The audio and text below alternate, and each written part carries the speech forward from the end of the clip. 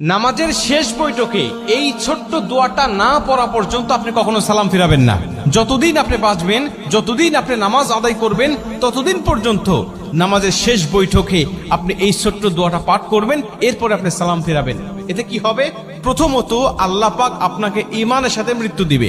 আপনার মৃত্যুটা যখন হবে তখন ঈমানের সাথে মৃত্যু হবে। আর কোনো ব্যক্তির মৃত্যুটা যদি ঈমানের সাথে হয়ে যায়, ভাই, ওর দুনিয়ার জমিনের কিচ্ছুর প্রয়োজন নাই। কারণ শেষ মৃত্যুটা তার হয়েছে ইমানি অবস্থায়, মানে সে মুসলিম হয়ে, ইমানদার হয়ে সে দুনিয়ার থেকে বিদায় নিয়ে চলে গেছে। ওর কবরেও শান্তি, পরকালেও শান্তি, হাসরে, মিজানে, ফুলসিরাতে প্রত্যেকটা ধাপে সে মুক্তি, এবং আল্লাহ পাকের কমপক্ষে 10টি পৃথিবীর সমান একটি করে জান্নাত তার জন্য আল্লাহ ওয়াজিব করে দিবেন। কারণ শেষ মৃত্যুটা তার হয়েছে ইমানি হালতে। সাহাবীদের মধ্যে অনেকেই ছিল যারা শেষ অবস্থায় ঈমান গ্রহণ করে তারা জান্নাতি হয়ে গেছে। আবার অনেকেই আছে রাসূল সাল্লাল্লাহু আলাইহি ওয়াসাল্লামের সাথে থেকেছে, নবীজির সাথে নামাজ পড়েছে, কিন্তু সে মুনাফিক হয়ে, বেঈমান হয়ে শেষ বিদায় নিয়েছে। আল্লাহ পাক তাদের জন্য জাহান্নাম অবধারিত করে রেখে দিয়েছে।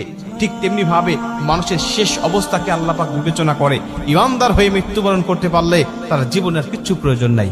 এজন্য আল্লাহর কাছে এই দোয়াটা করতে পারলে আপনি ঈমানদার হয়ে দুনিয়া থেকে বিদায় নেবেন। 2 নম্বরের দোয়াটা পাঠ করলে আপনার কবরে আযাব আল্লাহ ক্ষমা করে দিবে। আপনার কবরে আযাব হবে না, কবরের মধ্যে কোনো ফিতনা হবে না। নবীজি বলেন, যে ব্যক্তি কবরের আযাব থেকে মুক্তি পেয়ে গেল, সব ধাপ থেকে সে মুক্তি পেয়ে গেল। কারণ কবর হলো প্রথম ঘাঁটি।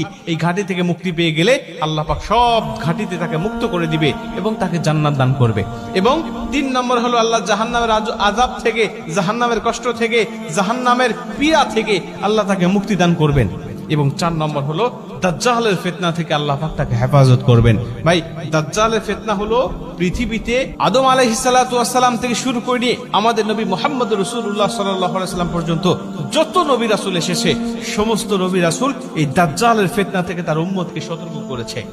সমস্ত নবী রাসূল তার উম্মতকে বলেছে, দাজ্জালের ফিতনা নামক একটা ফিতনা দুনিয়ার জমিনে আসবে।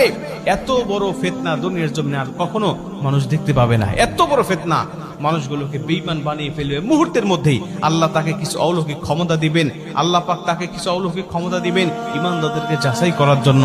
তখন এই দাজ্জাল এসে দুনিয়ার জমিনে তার অনুসারী আর অনুগামী করবেন মানুষগুলোকে। বিভিন্ন ক্ষমতা আল্লাহ তাকে দেখাবেন, ওই ক্ষমতাগুলো মানুষগুলোকে দেখিয়ে দেখিয়ে সে পথভ্রষ্ট করবেন।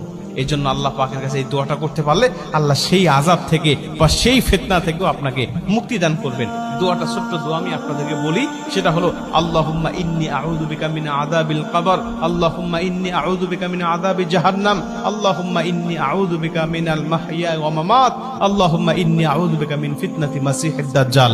আপনি এই দোয়াটা পাঠ করবেন, এরপরে আপনি সালাম ফিরাবেন। এইটা যদি আপনি কন্টিনিউ করতে